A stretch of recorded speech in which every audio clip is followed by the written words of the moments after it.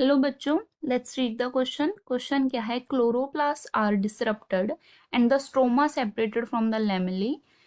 The isolated stroma will fix CO2 if it is supplied with oxygen, carotenoid, light, ATP and NADPH. Okay, so सबसे पहले हम देखते हैं किसकी question की डिमांड क्या है। क्वेश्चन क्या पूछ रहा है? क्वेश्चन पूछ रहा है कि जो हमारा क्लोरोप्लास्ट है, क्लोरोप्लास्ट में हमें पता है क्या होता है, स्ट्रोमा और थाइलाकॉइड। स्ट्रोमा होता है और होता है हमारा थाइलाकॉइड। और क्वेश्चन पूछ रहा है कि जो हमारा स्ट्रोमा है वो हमने रिमूव कर दिया। वो हमने क्या कर दिया? रिमूव कर दिया। ये पार्ट हम अब नहीं है। सो अब क्या है? सिर्फ थाइलाकॉइड है। और थाइलाकॉइड पे क्या होता है? थाइलाकॉइड में होती है light dependent reaction. Light reaction होती है। और जो हमारा स्ट्रोमा होता है नॉर्मली उसमें लाइट इंडिपेंडेंट रिएक्शन होती है। उसको हम डार्क रिएक्शन भी बोलते हैं।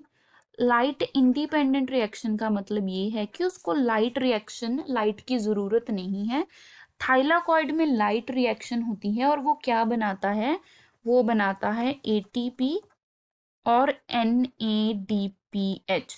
ये होते हैं लाइट रिएक्शन के product. So these are the products of light reaction. और ये जो लाइट रिएक्शन से हमें चीजें मिली हैं, इनको यूज करता है स्ट्रोमा हमारा। इनको यूज करता है। सो जो स्ट्रोमा है, स्ट्रोमा का क्या काम होता है? To fix CO2।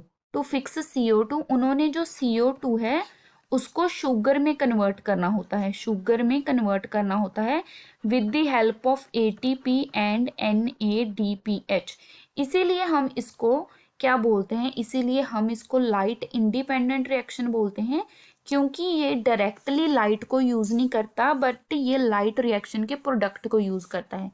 पर अब हमको क्या पूछा गया है कि अब हमको पूछा गया है कि अगर ये हमारा क्लोरोप्लास्ट है और उसमें ये होते हैं थाइलाकॉइड, बाकी सारा ये होता है स्ट्रोमा, ये होते हैं थाइलाकॉइड, ये होते हैं थाइलाकॉइड। और ये क्या होता है? ग्रेना की स्टैकिंग होती है।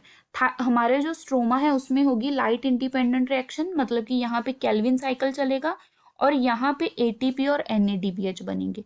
सो अगर हमें क्या है कि ये थाइलाकॉइड और स्ट्रोमा अलग हो गए हैं, अगर स्ट्रोमा में हमने फिक्स करनी है CO2, तो हम फिक्स कैसे होगी? अगर हम उसको ATP और NADPH पहुंचाएंगे। अगर हम स्ट्रोमा को ATP प्लस NADPH देंगे तो वो क्या काम करेगा? वो ये वाला काम CO2 को शुगर में कन्वर्ट करना शुरू कर देगा। वो CO2 को शुगर में कन्वर्ट करना शुरू कर देगा because it requires ATP and NADPH which are the products of light reaction.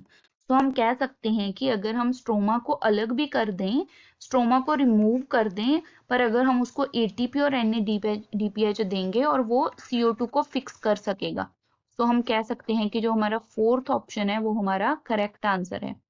So I hope you understood it well. Best of luck.